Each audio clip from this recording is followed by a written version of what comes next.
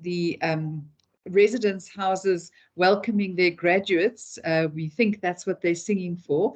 So I hope that you can hear me over that, because I would really just like to do the introductions and then hand over to our presenter, Professor Habib Noorbhai.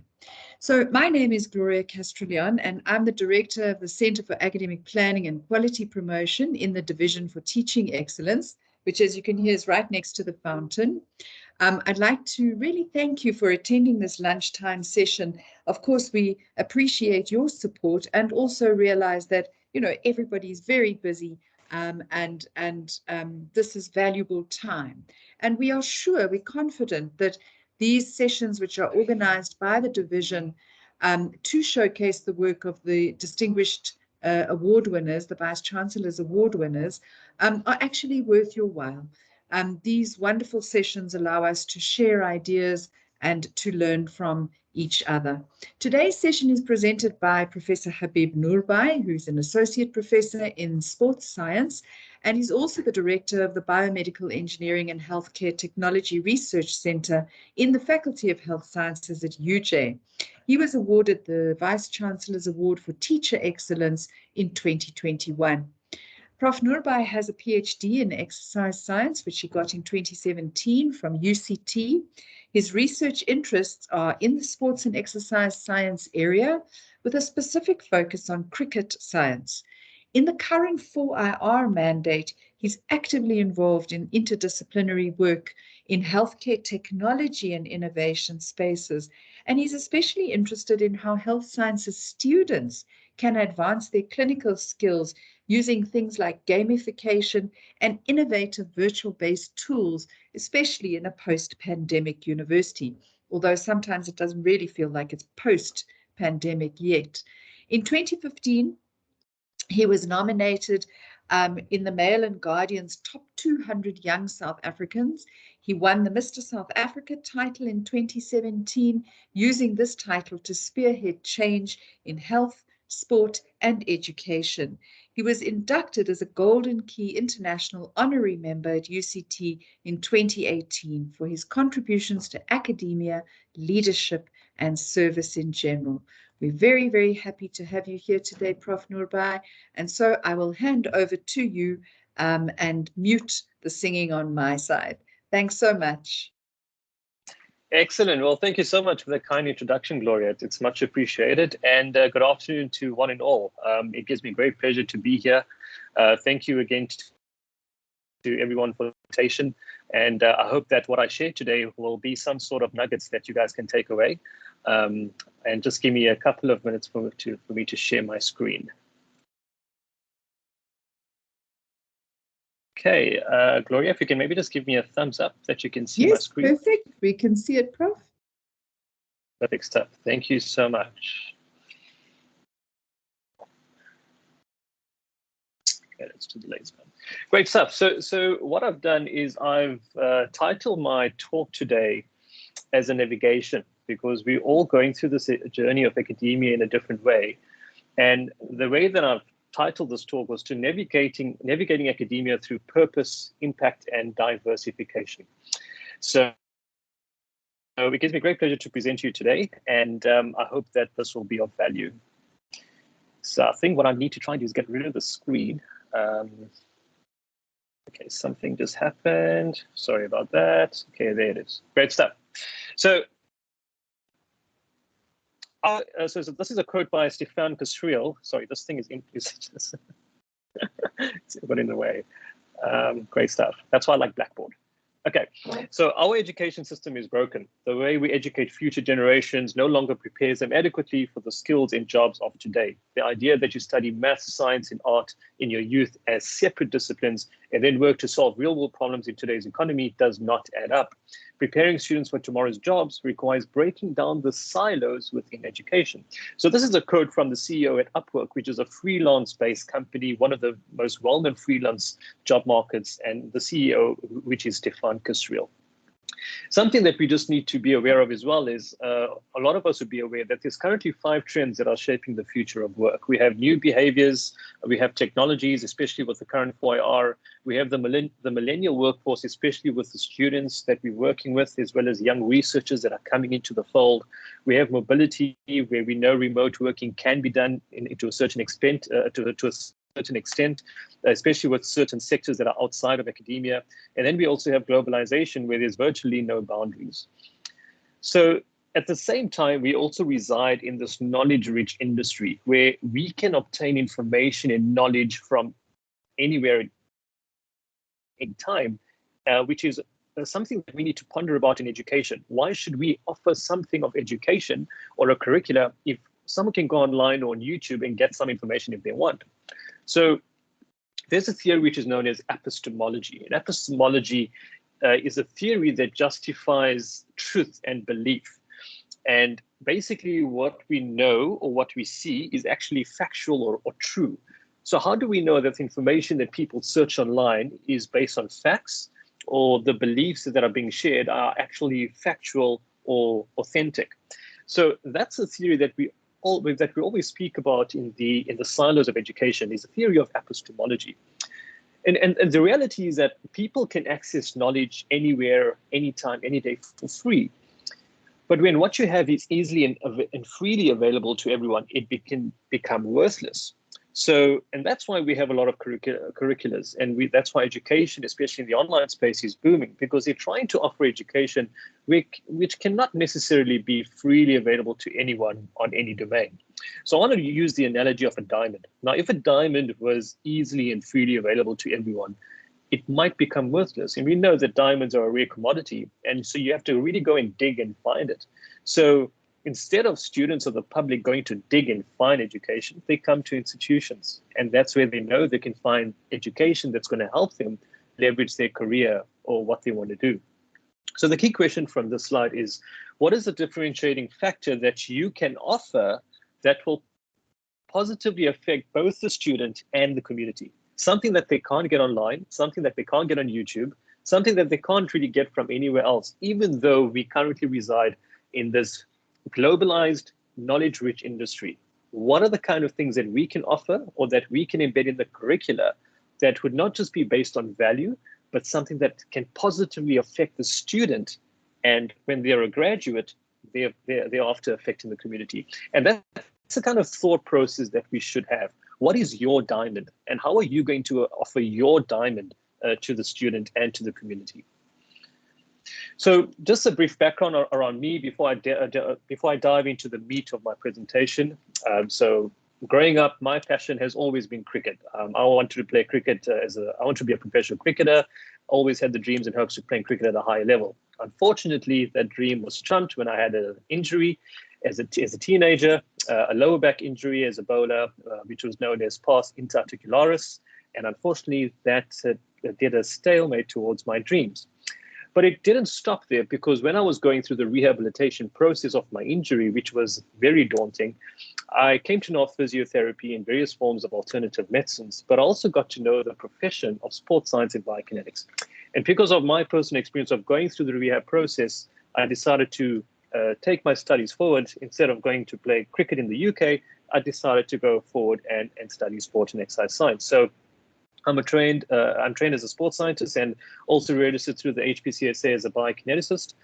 And my working background in academia started when I found a passion for teaching, researching, community engagement after I'd worked with patients and athletes. I worked with cricketers, both locally and internationally, and I found that teaching and research is what I want to do, because I felt that working with patients and athletes was great, but I found that making an impact, and when I found my purpose, it was more through teaching and research. So I did some sports coaching while I was studying between 2008 and 2012. I then taught at a private college in 2013. Sorry, I'm not sure what happened to my animation there, but I taught at a private college in 2013. I then taught physical education and sports coaching on a PGCE course at UCT for a few years. And then at the same time, I also served as a writing center consultant at UCT in 2014, and then I went back again in 2018. And the reason I bring this up is because in my development as a writing center consultant at the University of Cape Town, we were exposed to 4 different forms of academic literacy in pedagogy. So at the same time, while we're teaching and while we're lecturing, we're also helping students with the different writing pieces. And they would come to us with various forms of writing pieces in the form of assignments, theses, dissertations, in various forms of reports. And as they were coming to us, we were also learning. And the more we would interact with students, the more we would be able to help them better, because we would have a better appraisal in terms of the various forms of academic literacies to assist students. And it's such a deep and it's such a broad field that it's not just around how you write, but we've got to take so many other factors and contextual factors into account. And it also becomes a very systemic landscape where you've got to understand the system, especially specifically to the South African tertiary education system, and how to assist students with their writing practices.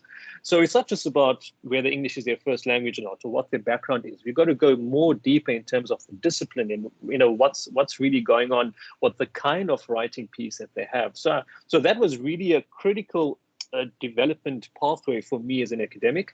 And thereafter, I was able to secure a position at CPUT as a lecturer in research in sports science. I did a brief postdoc at the University of Fort Hare, and then I came to UJ in 2019, and I've been here ever since. So that's just a brief background in academia that I wanted to share.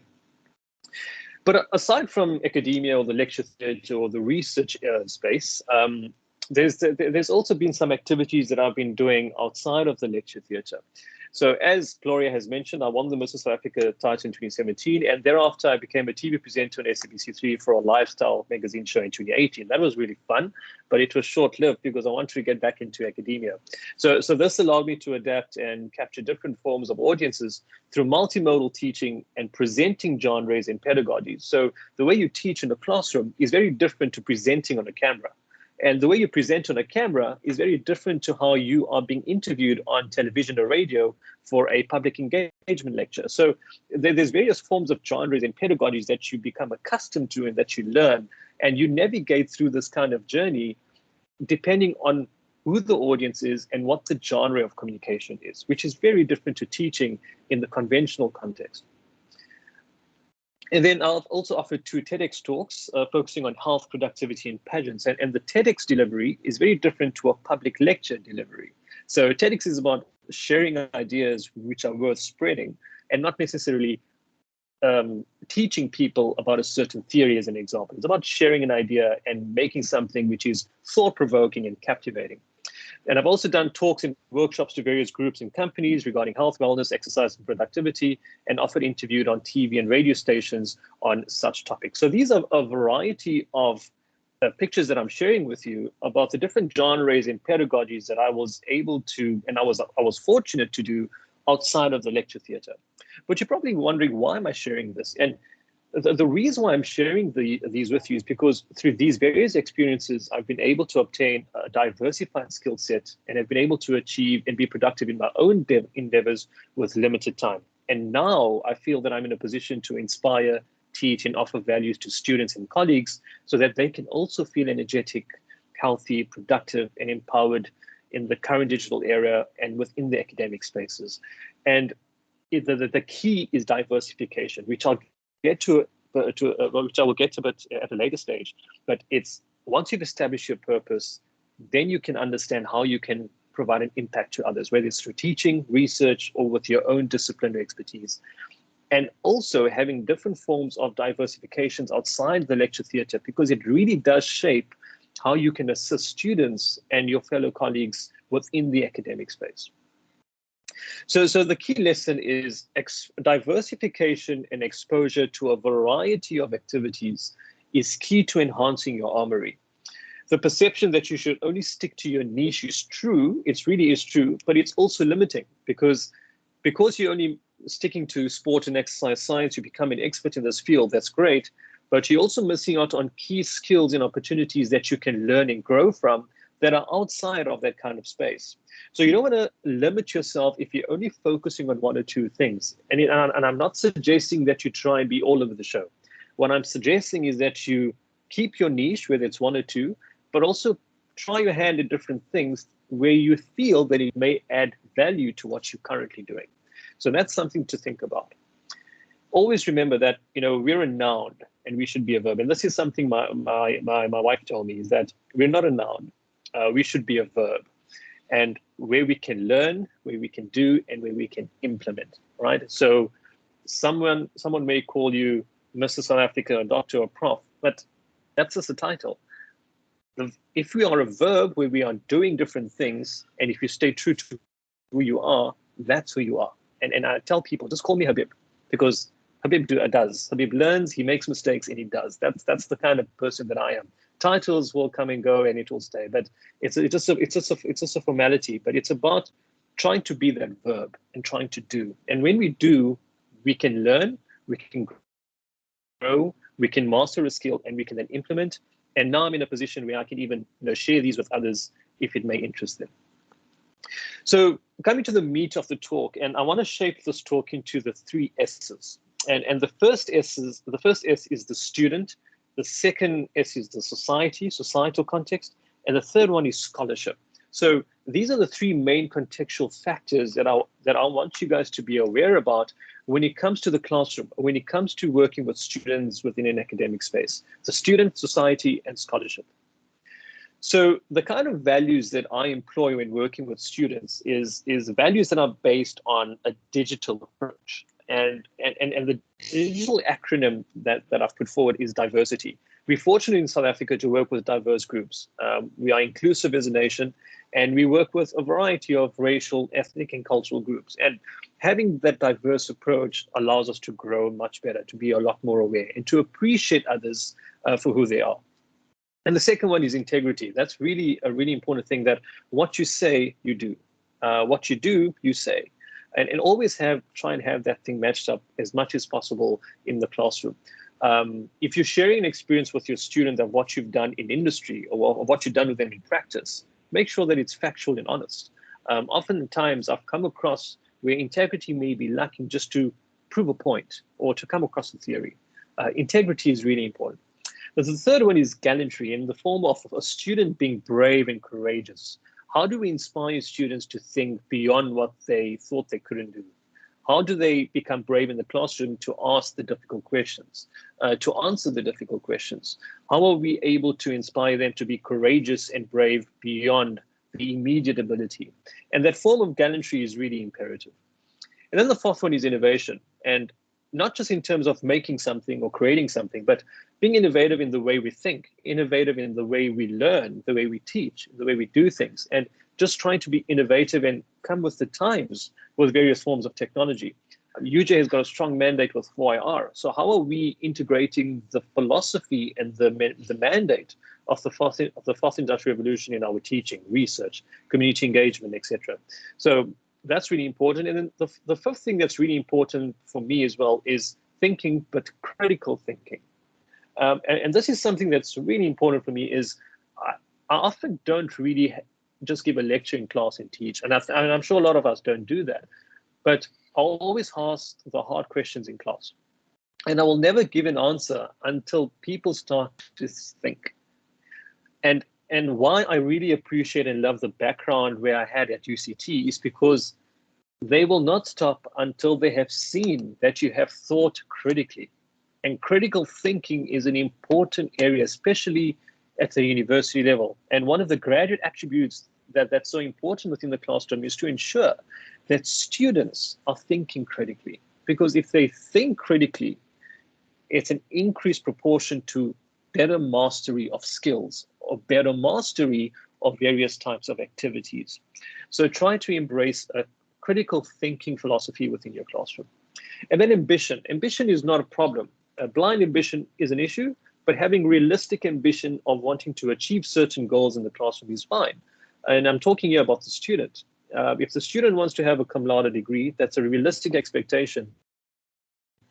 And as a teacher, how are you going to help them get there? It's not about trying to show them that you're going to give them a cum laude, but try to show them the pathway that if you want to achieve a certain thing, how are you actually going to get there? So you're trying to show and pave the way that they can achieve. And I'm talking around in circles on this point because it's different with every different discipline. I'm thinking of an analogy of various disciplines, whether it's humanities, commerce, business, health sciences, even law. in terms of how do you navigate the student's goal based on a realistic ambition that they can have. And then the last one is leadership. Not just leadership in teaching, but leadership in learning. How are we able to be proactive in our approach to thinking outside the box, but to also learn, which shows a key characteristic of leadership. So these are the most important values that I portray within my teaching approach, and it's also encapsulated within my teaching philosophy, which is the digital approach, and which is also in alignment with the current fourth industrial revolution. So that's from a student context, and to elaborate on the student context is there's a number of generations that we're familiar with, and obviously we're currently working with students in the millennial and Generation Z generations, and there has been so much of change, so much of transitioning that has occurred from Generation X to the millennials, and even more transitioning that has taken place from the millennial cohort to the Generation Z cohort. So how are we able to adapt and change our teaching approach when working with different students? And I think we can safely say that, you know, the students we've worked with 10 years ago are really different to the students that we're working with today. If I may be frank and open, that I feel that the work ethic is not the same compared to 10 years ago. And I think some of you may agree, but you've got to ask yourself why. You know, is it because of the instant gratification that they want? Is it because of things that are so rapid and instant these days? They're quick. It's Instagram, it's social media, it's people pleasing. Why is there a change in work ethic? Why is there a change in a reduction in input? So there's not much of emphasis on process or quality.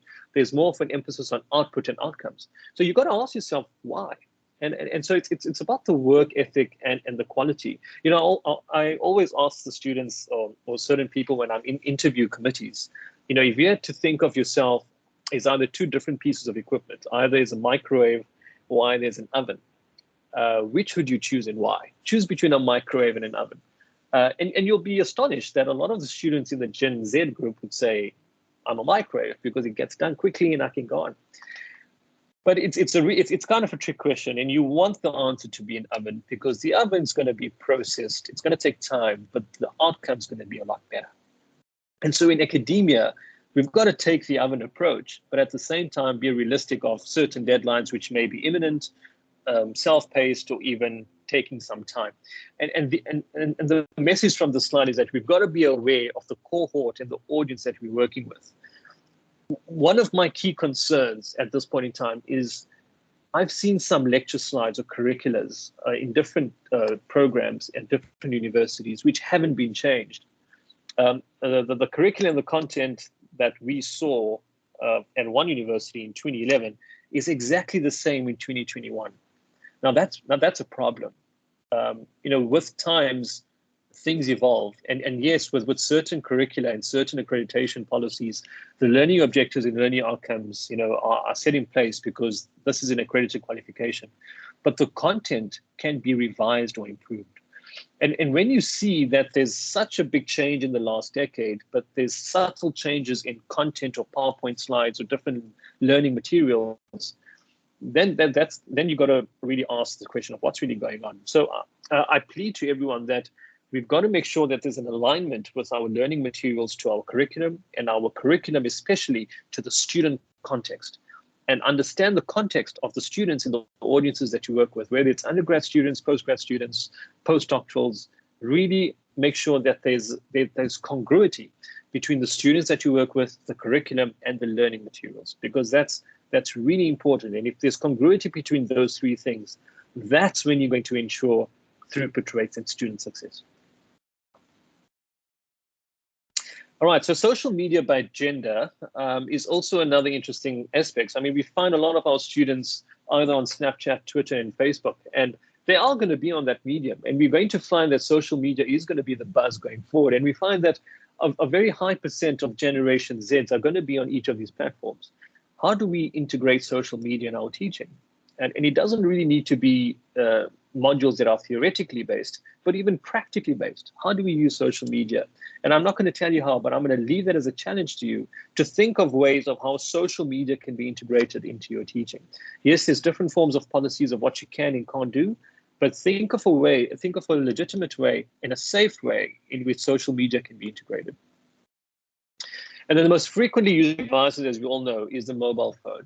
It's always going to be on a mobile phone. And so the platforms that we use, the different softwares that we use, the tech learning tools that we use need to be user-friendly with the phone. If you are teaching on Blackboard Collaborate, you'd be astounded to know that a majority of students are using their mobile phone to listen to your lecture or even to look at slides. They're not always on their laptop or on their PC. Most of the time, they're on the mobile phone. So how do we integrate these kinds of approaches when the mobile phone is the #1 device that's always around people most of the time? So there's a number of teaching learning trends in the 21st century. As we know, there's blended and online learning. There's digital recording tools where we can record certain things and then upload it at a later stage. PowerPoint is videos, we know this. So these are all common things that we've known now in the last 10 years. We can also use Prezi, which has lucrative animations compared to PowerPoint. Then there's VideoScribe, which is a digital animation tool. And then we also have social media. And beyond this, that what we've learned in the last 7 years is now we even got some amazing and cool tools such as Padlet and Mentimeter and various forms of other types of tools to enhance engagement with students. Now, these are all cool, but the key question that you got to ask yourself is, are you using this tool to look cool? Or are you using this tool because it's really going to increase engagement with my student? And that's something that I'm going to cover a bit later in the talk regarding your teaching philosophy. It's about being authentic and being real, right? Don't try to use a tool that you're going to struggle to use. Master that tool, learn that tool, understand the real use case of that tool and how it applies to your discipline. There are tons of tools out there, and we're going to come across so many because we're now in a space where online learning is taking a boom, especially beyond COVID or even now within COVID. It may not be post-pandemic yet, but it's even now within COVID, we're going to find a lot of tools, a lot of learning management systems. UJ is now looking at Articulate as another learning management system. So always make sure that your tools is aligned to how you want to position your teaching approach, but more importantly, that it's also aligned to your discipline. So I want to move over now to the societal context because of the context of time. And we've got to understand the societal challenges. And this is a slide that I really like sharing with others. And I want to ask yourself a question, and that is, if we could reduce the world's population to a village of precisely 100 people, with all existing human ratios remaining the same, what would the demographics look like? Well, interestingly, 60% Asian, 12% European, 5% US American and Canadian, 8% Latin American, and 14% African. And out of this demographic, 80 out of 100 would live in substandard housing, 24 out of 100 would not have any electricity, 67 out of 100 would be unable to read, only 1 out of 100 would have a college education, 50 out of 100 would be malnourished, and 1 dying of starvation. Furthermore, 33% would be without access to a safe water supply, 1 out of 100 would have HIV, 1 out of 100 would be near death, 2 out of 100 would be near birth, which means that the population is doubling every 10 years, and 10 out of 100 people would have access to the internet. Now, there's a lot more stats that I can share with you, which are really concerning, but the key question that you've got to ask yourself is, how do we frame our teaching approach, curricula, and philosophy that are in line with these current societal challenges? And although there are a number of these societal challenges, maybe globally or in certain Commonwealth nations, a lot of these challenges that we find out is also related to South Africa. So how do we frame our approach in curricula to these kind of societal challenges? Are we just making curricula so that we can sell education and get bums in seats? Or are we really trying to put forward and address problems or address challenges with solutions? And the solution is through teaching in curricula. That's how we should frame our approach in curricula. And not just from an output or from a business perspective. We've got to think more broadly. So we can't just think of the student context and the income. We've got to think a lot more broadly in terms of the society and the scholarship of it. What kind of impact does this make? How does this really help the United Nations Sustainable Development Goals? How many of those SDGs do we address? These are the kinds of questions that we've got to frame when it comes to our teaching and curriculum. And this is really important. And that's why I've shared the stats so that we can really understand the societal context. When students are going out to the place of work, or they will, or work integrated learning, or practical scenarios, what is how do they address or how do they apply what they're currently learning or their graduate attributes to the society? And understanding the societal context is really important in order to marry the impact between student and society. And then lastly, with regards to the scholarship context, the scholarship context is around educational theories that we embed. So my message to you is familiarize yourself with educational theories that are relevant to your discipline. Don't use educational theories because it looks cool. Use educational theories that make sense to you, but that are also relevant to your discipline and that you are able to apply in your teaching approach and methods. Learning and practicing such theories allows us to perpetuate effective scholarship. And that's why we need to integrate educational theories, not just within our teachings. And I know that you're probably thinking about this from a promotion perspective in terms of integrating that in your teaching philosophy, and that's great. But remember that beyond your promotion, it doesn't stop. The educational theories that you use are going to carry on. You may also be aware of additional theories that you can use, some other theories that will be great for you to apply in the classroom. Why? So that we can enhance better learning, enhance better student success rates and throughput rates. And that's why it's so important to immerse yourself in the educational theories that are out there. Read up on different forms of educational literature. There's fantastic educational journals out there. We have the South African Journal of Higher Education. We've got various other forms of higher education journals, various forms of teaching and learning journals and publications, and they will share a number of theories or papers or even position papers around how do we navigate the classroom or even navigate the different ways in which we teach in a 21st century context. So the theories that I apply are three. I apply the cognitivism theory, the active learning theory, and the human becoming approach. Now, the cognitivism theory is based on critical thinking. It's about getting students to think out the box, to think more, to apply their mind, to really try to solve a problem and think about how they're going to address this particular solution. So a typical example would be a case study. So I would say share a case study about a patient with a student and they would need to address it. But sometimes you'll throw a curveball. So you'll maybe have a multiple pathology and not a single pathology. You'll have a different type of case study in the context of COVID-19. They can't see you for an assessment because it's lockdown.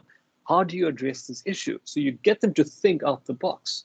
So cognitivism theory is really important. And then the active learning theory is something that where they learn while doing activities. So as they being active in the approach with learning, the learning develops. So examples could be like peer-to-peer learning or various forms of discussion groups or even different forms of teaching, learning something and then teaching it to their peer, and their peer then making them sure if they've learned something or not. So there's different forms of active learning theories, and that's why discussions in peer groups and even various forms of presentations is important, like journal clubs. So the journal club is also something that's a good example of an active learning theory, where as they're doing the journal club, whether they're presenting or whether they're listening, they're learning while participating in a form of an activity. And that's really key.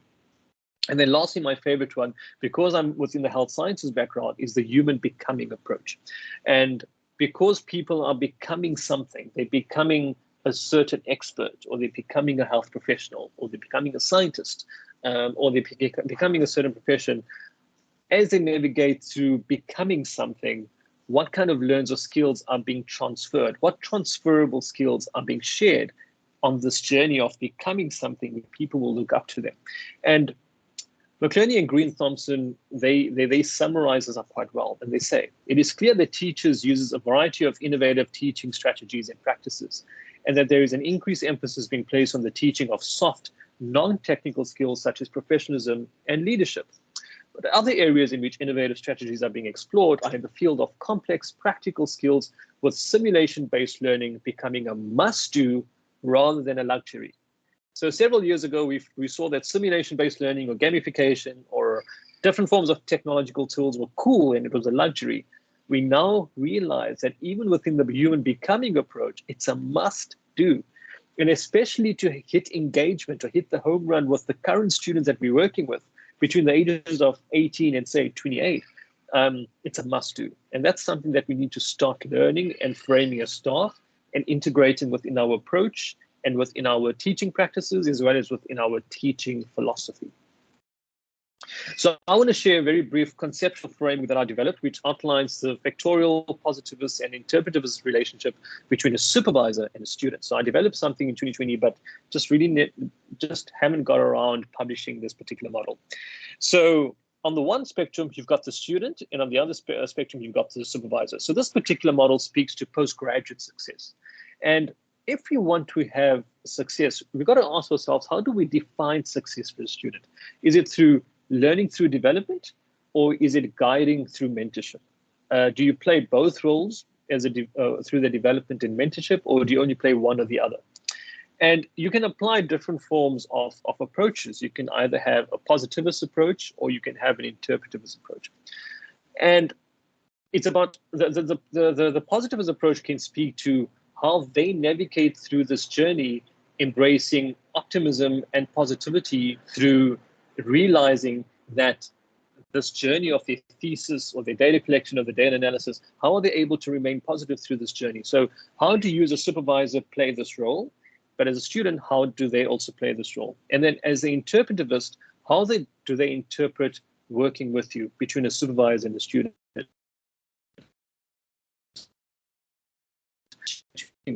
Applying a blanket approach as a supervisor to all your students, it may not be the optimum way. Here again, at the postgraduate level, all students are going to be different. So here again, you've got to be familiarized with the particular context. So in the undergraduate level, maybe you want to understand the context as a general area, because as a group, you want to understand the context in a group because of who you're teaching. But when you're working with masters and PhDs, you want to understand the individual context and how this is translating into their current environment that they're working with. And if you want, maybe even some of the individual or personal factors that are currently being shaped within their personal life. So the student context is more important, and applying your key strengths as a supervisor is important, and also identifying your weaknesses is even more important, so that the student and the supervisor know how to work with.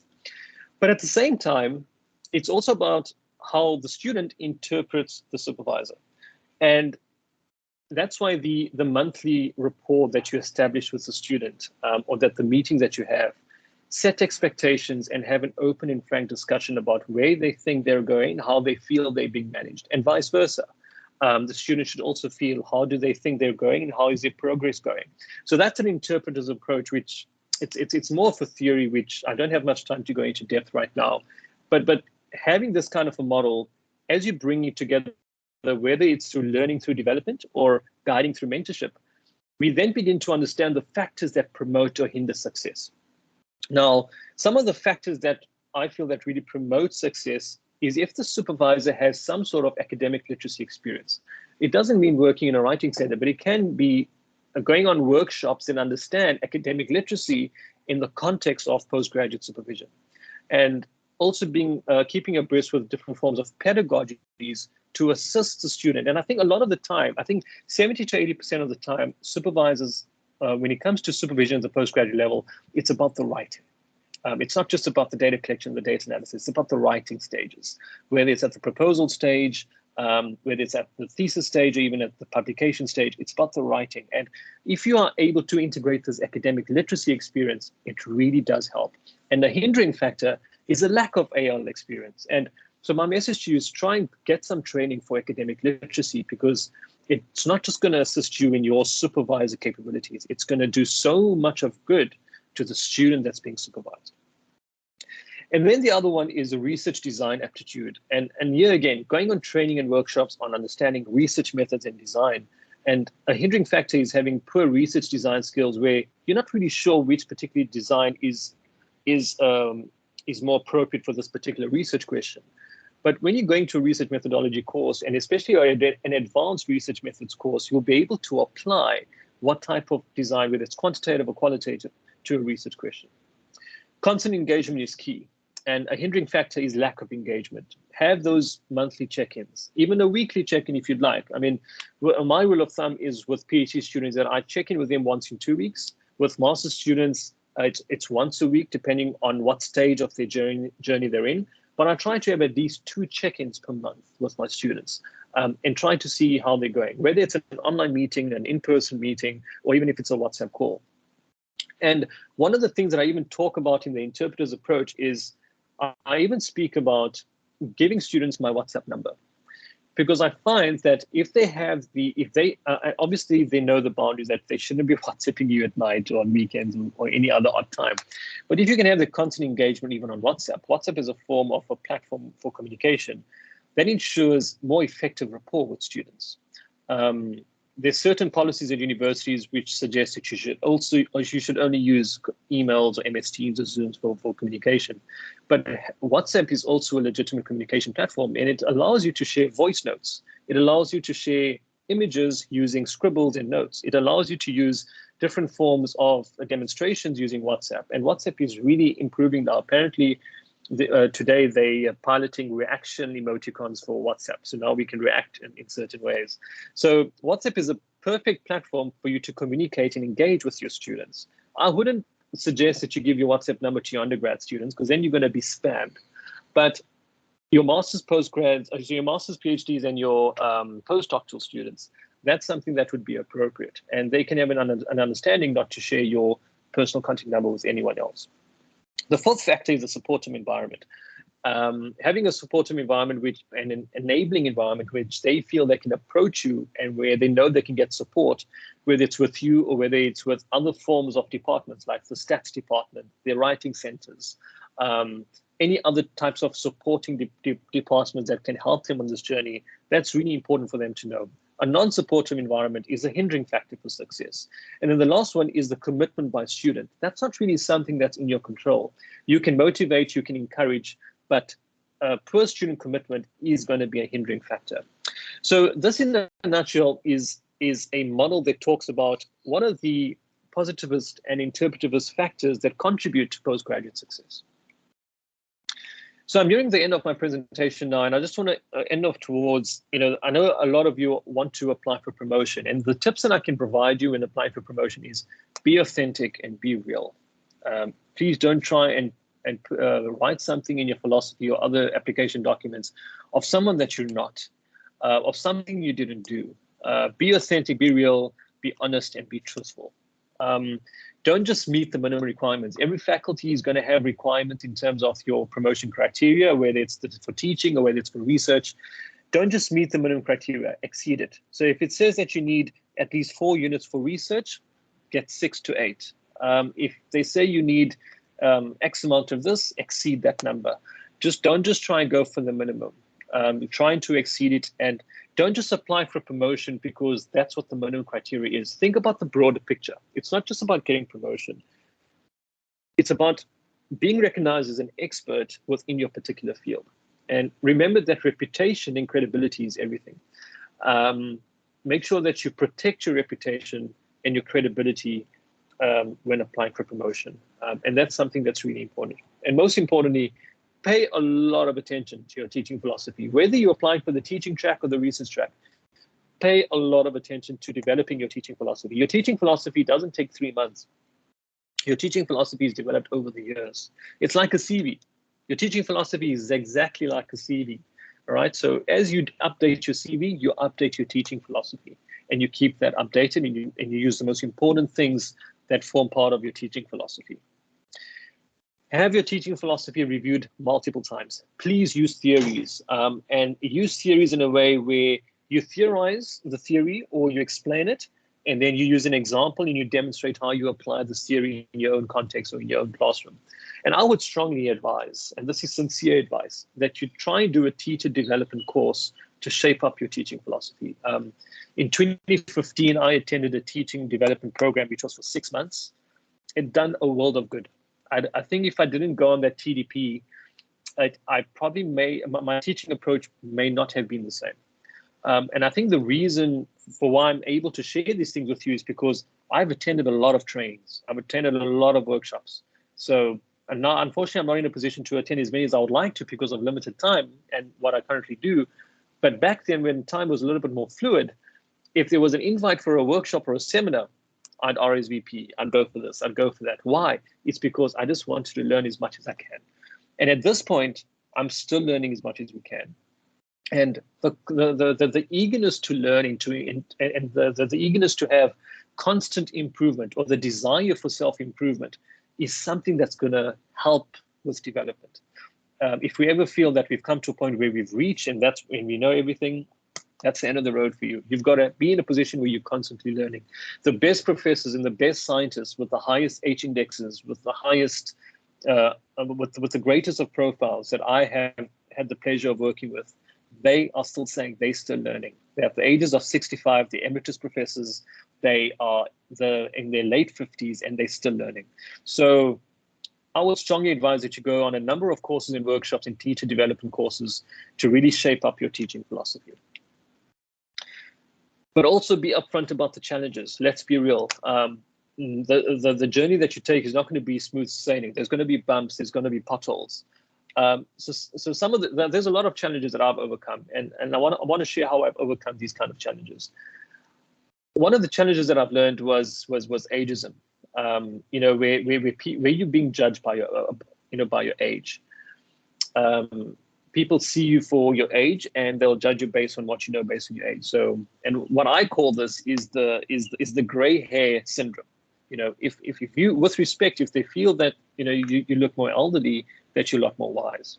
And I don't think that it's uncommon. I think it's a common feeling that a lot of people have. It's a common challenge that a lot of academics have, is the feelings of ageism or the feelings of inadequacy. And one way to overcome this challenge is to learn as much as you can, but do and implement. Do not be abrasive or disrespectful, but do as much as you can. And through the work that you do, the respect will be gained. Do not hold back. If there's something that needs to be said, say it. Obviously, say it with the highest amount of grace and respect. I'm the kind of person where I'm frank, and if people can't tolerate it, I respect it. But if people can and they understand the kind of guy that I am, they go with it.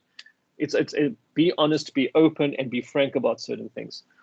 At the same time, be bold, be brave, be courageous, but also be respectful at the same time. I think there's a difference between being, between being a bit abrasive, being a bit inappropriate or abrupt, and there's a difference between being frank, bold, and brave. And I think that's a kind of balancing act that you will start to learn as you go on. But hold your ground. You got to give credit and respect where it's due. Do not look at anyone based on their age. Look at people based on their profile. Look at people based on what they do. Do not respect people based on their title. Trust me, it goes and it comes. You've got to respect and operate with people based on what they do and who they are, and appreciate people for who they are. Not everyone's going to be perfect. There's going to be weaknesses, and you've got to respect that. And I think one of the key aspects here that I've learned over the years is kindness. You're going to learn that people are fighting their own battles. Not everyone is okay, or not everyone is that you may think they would be. And so be kind to as many people as you can.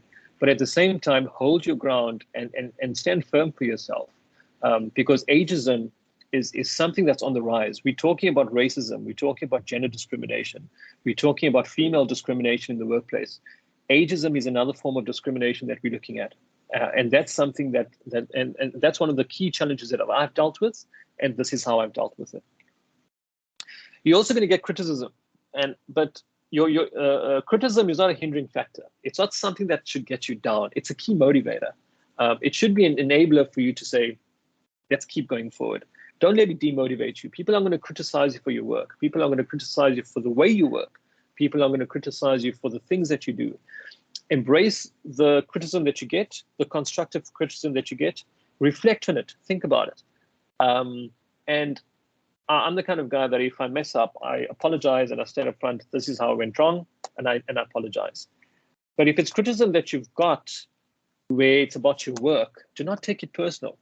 And I feel a lot of the time when your work is being criticized, academics take it personally. You've got to separate the two. Your professional work that you get criticized for is not a personal attack.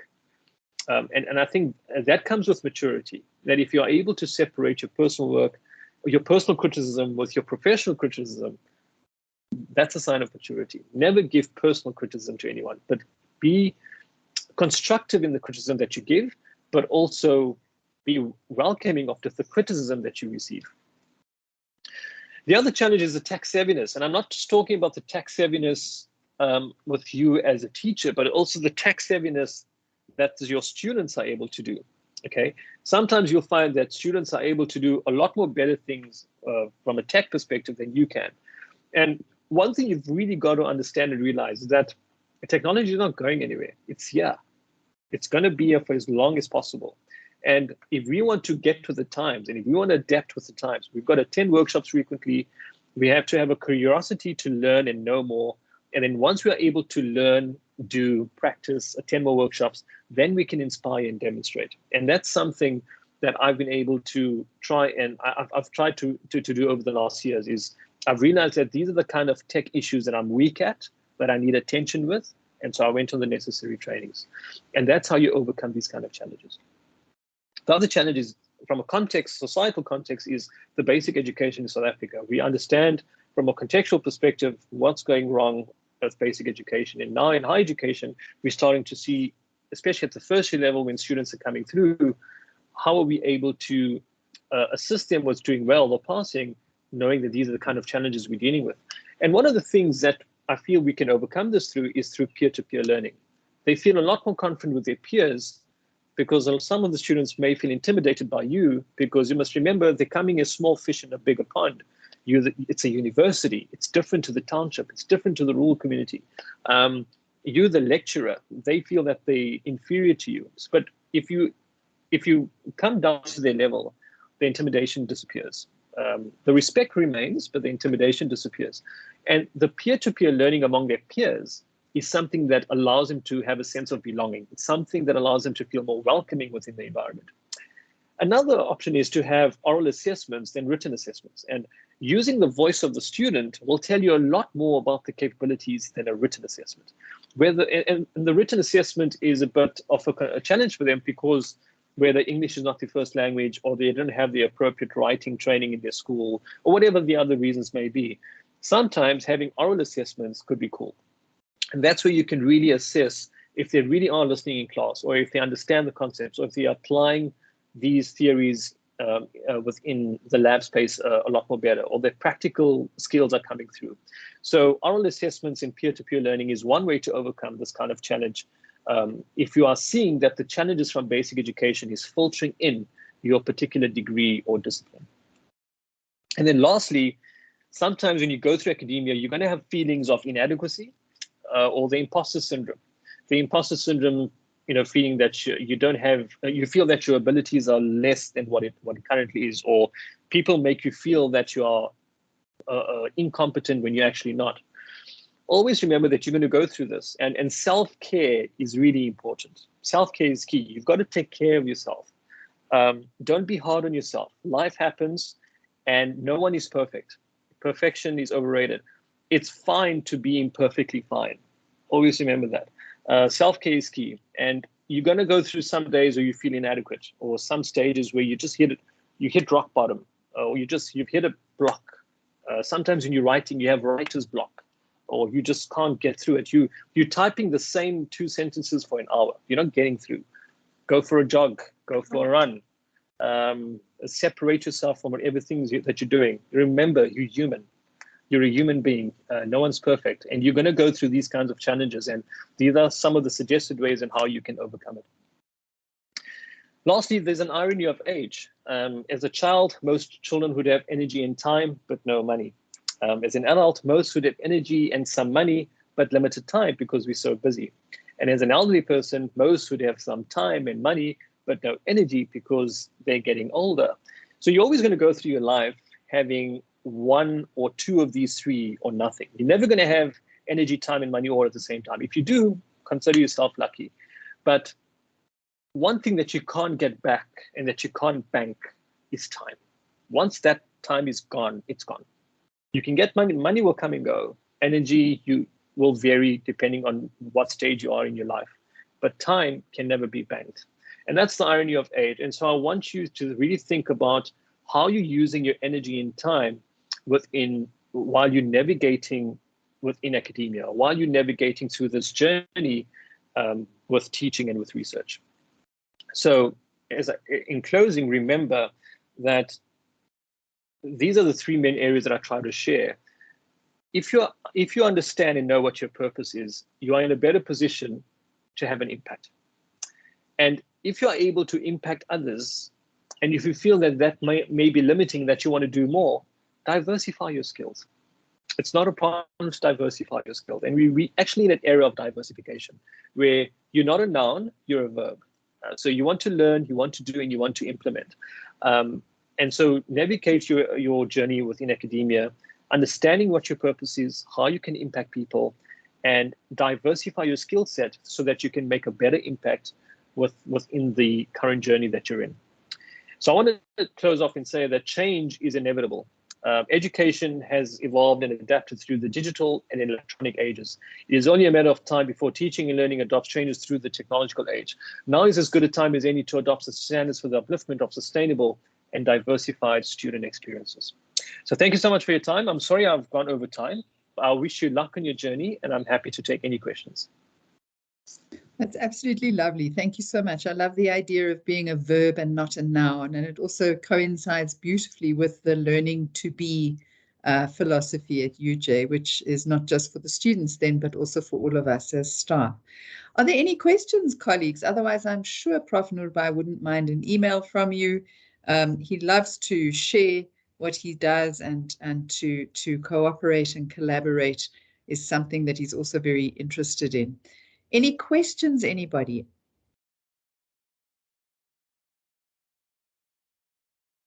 I think, Prof, thank you so much. I found it, I mean, I'm not an academic, but I thought there were a lot of very useful insights.